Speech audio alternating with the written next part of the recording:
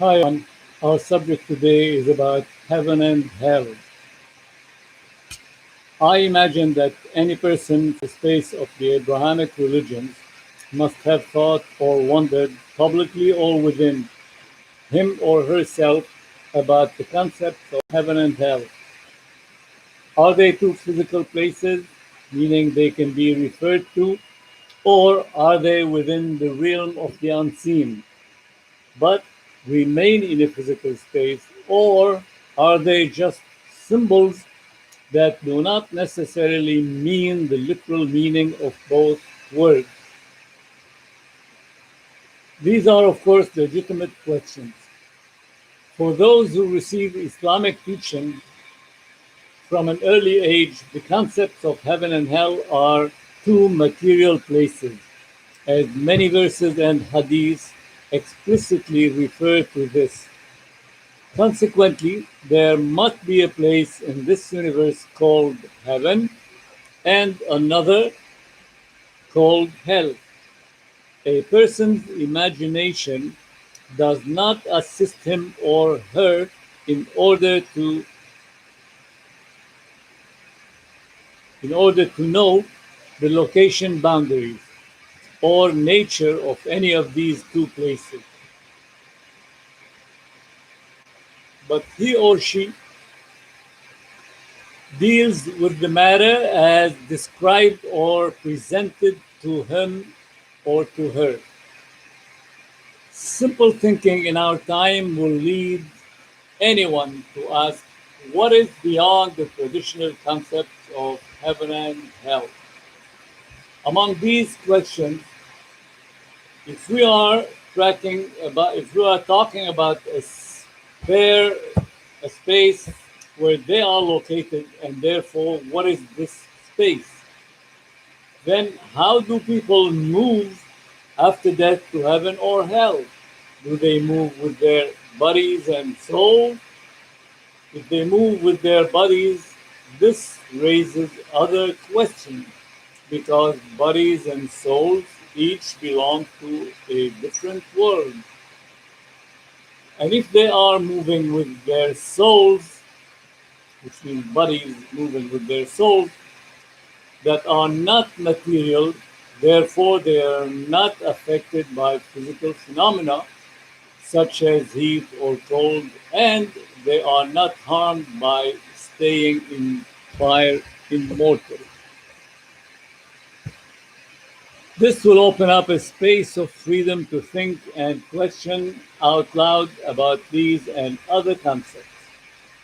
Perhaps the most important thing that a person concludes when reading religious texts that it must lead to a dead end with the values of this age.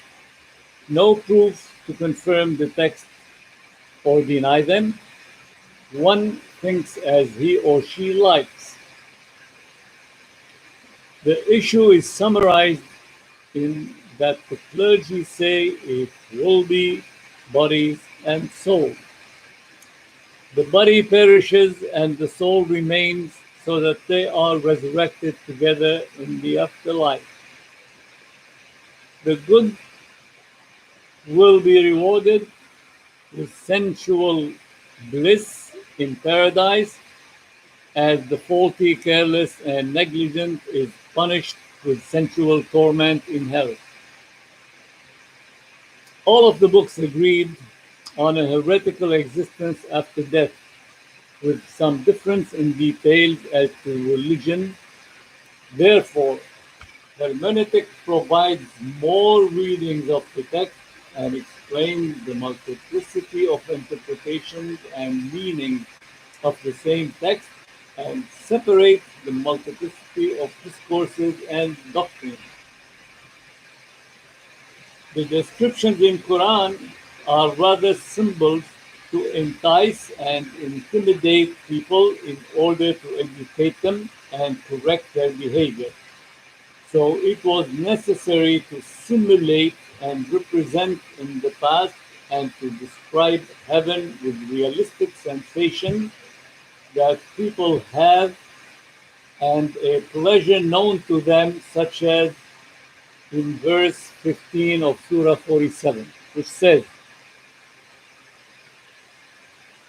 talks about the heaven, paradise, a likeness of the garden promised to the righteous.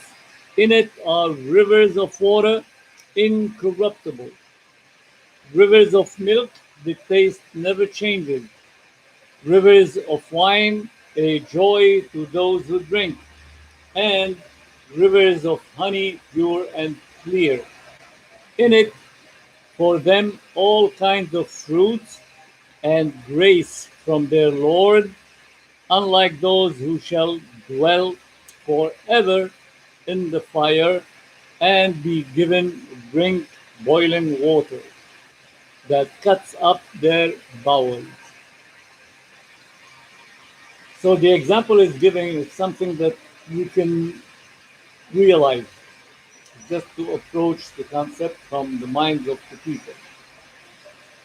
All these good things tempting people to adapt with God's guidance.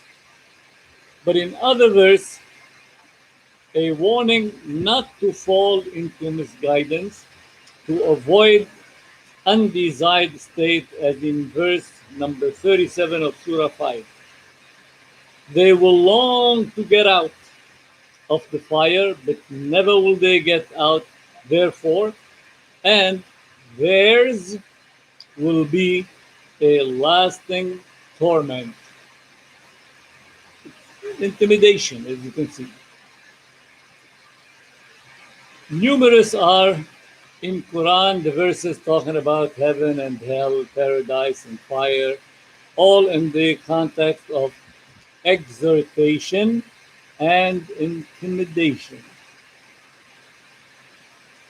One verse that summarizes perfectly this concept, it's verse 185 of Surah 13. I leave you to contemplate with, and I'm going to read it, of course. It says, everyone shall taste death, and only on the day of resurrection shall you be paid your wages, compensated or punished, in full, that is. And whoever is removed away from the fire and admitted to paradise is indeed successful, as if he gained a big course, the biggest prize. The life of this world is only the enjoyment of deception. It's confirming the fact that there is afterlife. God is telling us the life of this world is like a deception, which means don't expect much of it. Don't expect much of it. Now, all this is something related directly to faith and belief. And actually, faith and belief are totally and 100% personal choice. I leave that to you. Thank you.